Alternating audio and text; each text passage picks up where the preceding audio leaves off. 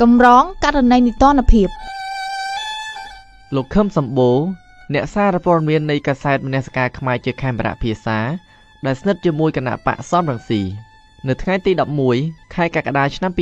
2008លោកខឹមសម្បូរត្រូវបានខ្មាន់កំភ្លើងបាញ់សម្លាប់ចំនួន2គ្រាប់ដោយអាវុធតកណុង K49 នៅជិតស្តាតអូឡ িম্প ិកខណៈកំពុងជិះម៉ូតូជាមួយកូនប្រុសឈ្មោះខាត់សារិនភេតាអាយុ21ឆ្នាំដែលត្រូវខ្មាន់កំភ្លើងបាញ់ចំនួន2គ្រាប់ផងដែរខណៈបីត្រកកឪពុករបស់ខ្លួនខ្មាន់កំភ្លើង2នាក់ជិះម៉ូតូមួយគ្រឿងចូលមកខាងក្រោយម៉ូតូរបស់លោកខឹមសម្បូរនិងកូនប្រុសលោកខឹមសម្បូរបានស្លាប់ភ្លាមចំណែកកូនប្រុសរបស់លោកបានស្លាប់ក្នុងមន្ទីរពេទ្យនៅថ្ងៃបន្ទាប់មន្ត្រីនគរបាលនិយាយថាពួកគេពុំទាន់បានកំណត់មុខសញ្ញាឬជនសង្ស័យក្នុងករណីឃាតកម្មនេះនៅឡើយទេរហូតមកដល់ពេលនេះក៏មិនមានជនណាម្នាក់ទទួលខុសត្រូវចំពោះឃាតកម្មទាំងនេះដែរ